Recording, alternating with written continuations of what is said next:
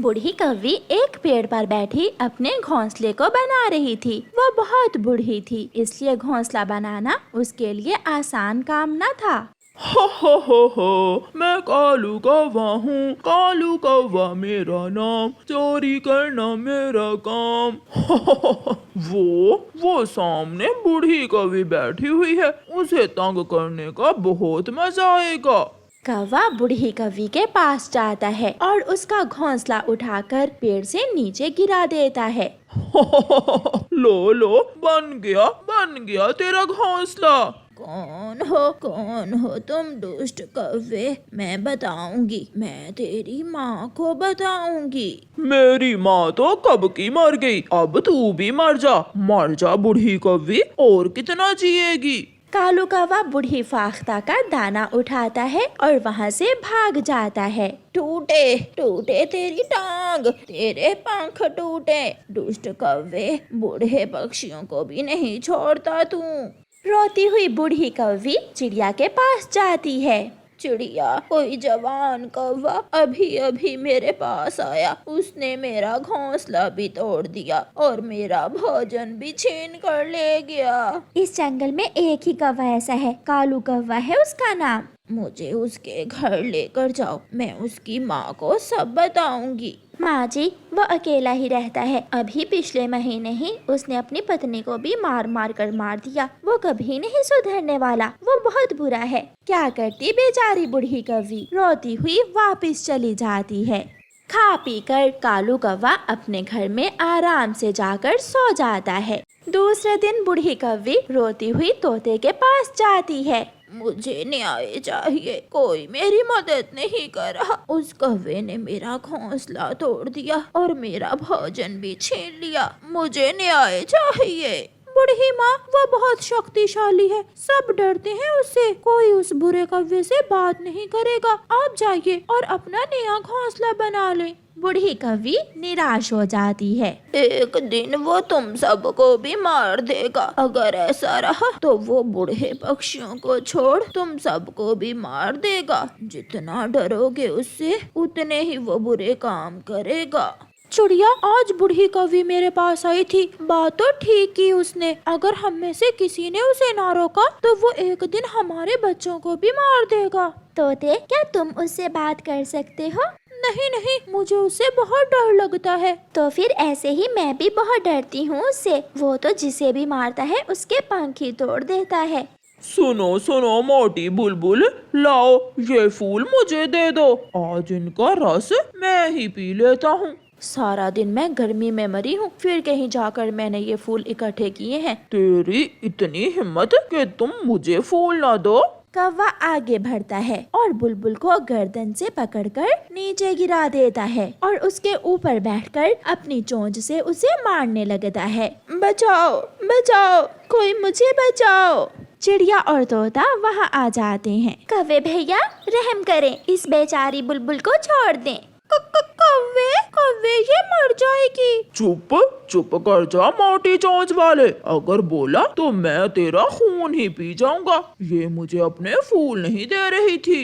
ले जाओ, मेरी सारी फूलों की टोकरी ही ले जाओ। कौवा बुलबुल की फूलों की टोकरी उठाता है और चला जाता है। सबने यहाँ चूड़ियाँ पहन रखी हैं, कोई इसका मुकाबला करने को तैयार नहीं है। अगर आज कोई मेरी मदद को आता तो वो कौवा दोबारा किसी को ना मारता। कोई बात नहीं, कल बूढ़ी कौवी को मारा, आज मुझे, कल किसी और की बारी होगी। सब मारे जाएंगे उस कौवे के हाथों, सब मारे जाएंगे। चिड़िया, बहुत हो गया, अब वो कौवा अपनी हद से बढ़ गया है, उसका कुछ ना कुछ करना ही होगा। कबूतर भैया, वो बहुत ताकतवर है। अगर हम सब इकट्ठे हो जाएं तो हमारे सामने भीगी बिल्ली बन जाएगा, हमें एक साथ उसका मुकाबला करना होगा। तो ठीक है, हम सब मिलकर उसका मुकाबला करेंगे, उसे यहाँ से भगा देंगे। हम सब साथ हैं। मैं भी साथ हूँ, लूसी भी साथ है। अब देखते हैं वो कैसे हमें मारता है। बचाओ, मुझे इस कौवे से बचाओ। चिड़िया के बेटे की रोने की आवाज आती है। मेरा बेटा, ये मेरे बेटे की आवाज है। चिड़िया भागती है। मम्मा, इस अंकल कौवे ने मेरी कैंडी छीन ली और मुझे मारा भी है। आजा आजा, तू भी खा ले मीठी कैंडी, तुझे भी देता हूँ कुकू की मम्मा। अब मैं तुमसे डरने वाली नहीं हूँ, मैं तुम्हारा मुकाबला करूँगी। मैं भी चिड़िया के साथ हूँ, पहले मैं मुकाबला करूँगा। सारे पक्षी कौवे पर हमला कर देते हैं और मार मार कर कालू कौवे के पंख तोड़ देते हैं। रहम करो, मुझे जान से न मारो, मैं यहाँ से दूर चला जाऊँगा, मुझे मत मारे, मुझे छोड़ दे। दोस्तों, इसे छोड़ दो, अब ये हमेशा हमेशा के लिए सुधर जाएगा। फिर कौवा वो जंगल छोड़कर चला जाता है। जंगल में तेज बारिश हो रही थी। रानू चिड़िया अपने घर में अपने बच्चों के साथ बैठी हुई थी। इतनी तेज बारिश में जंगल सुनसान था, कोई भी पक्षी घर से बाहर नहीं था। हरियाली तोती अपने घर में सोई हुई थी और उसका छोटा सा बेटा छोटा मिट्ठू खिड़की में बैठा हुआ था। बैठे बैठे मिट्ठू बोर हो जाता है और चुपके से अपने घर से निकल जाता है। उड़ते उड़ते छोटा मिट्ठू दूर निकल जाता है और एक घने पेड़ के नीचे जाकर बैठ जाता है। सोचा था बाहर दाना ही दाना होगा, मगर यहाँ तो पानी ही पानी है, कुछ भी तो नहीं है खाने को। थोड़ी दूर एक पेड़ पर बैठा हुआ भूरा कौवा उस छोटे मिट्ठू को घूर रहा था। वो दुष्ट भूरा कौवा छोटे मिट्ठू के पास आता है। तुम तो बहुत बहादुर हो, जो इतनी तेज बारिश में भी घर से बाहर आ गए। ये सब मैंने अपनी मम्मा से सीखा है, मेरी मम्मा भी तेज बारिश में उड़ लेती है।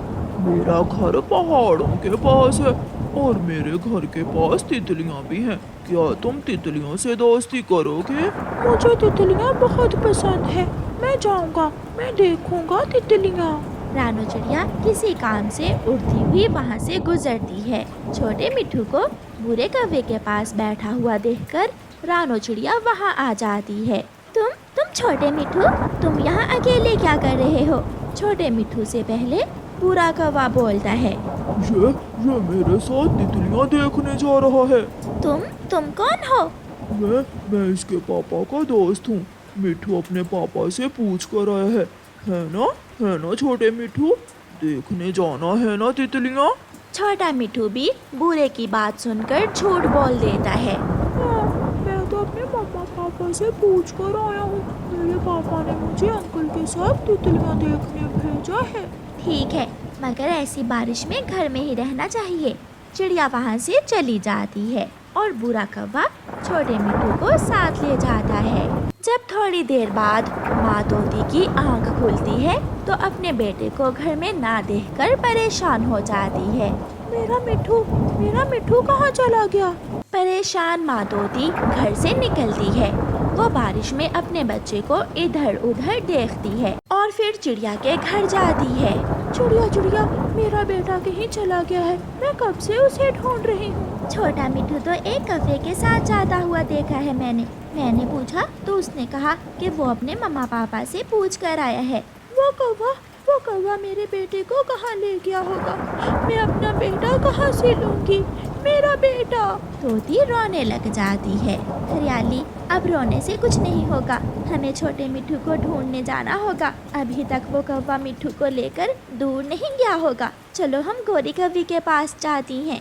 ऐसी लंबी चोंच और बड़ी बड़ी आंखों वाला एक कौवा सागर वाले जंगल में रहता है, मैं जानती हूँ उसे। और मैंने सुना है वो कौवा बच्चे पकड़ पकड़ कर खाता है, अगर जल्दी से मिट्ठू को ना बचाया तो कुछ भी हो सकता है। मैं आपके साथ जाती हूँ। फिर गोरी कौवी, चिड़िया और तोती मिट्ठू को ढूंढने निकलती हैं। बूढ़ी फाख्ता, हमारा छोटा मिट्ठू यहाँ तो नहीं आया? नहीं, यहाँ तो कोई नहीं आया। वो सब आगे जाती हैं। छोटा मिट्ठू थक जाता है और एक जगह बैठ जाता है। अंकल, मैं थक गया हूँ, बारिश में उड़ना बहुत मुश्किल है। तितलियाँ भी तो देखोगे तुम, बस थोड़ी दूर और जाना होगा, वहाँ है मेरा घर। नहीं जाऊँगा, आप पहले ही मुझे मेरे घर से बहुत दूर ले आए हैं। जाएगा कैसे नहीं तू, मैं तुझे उठा कर ले जाऊँगा।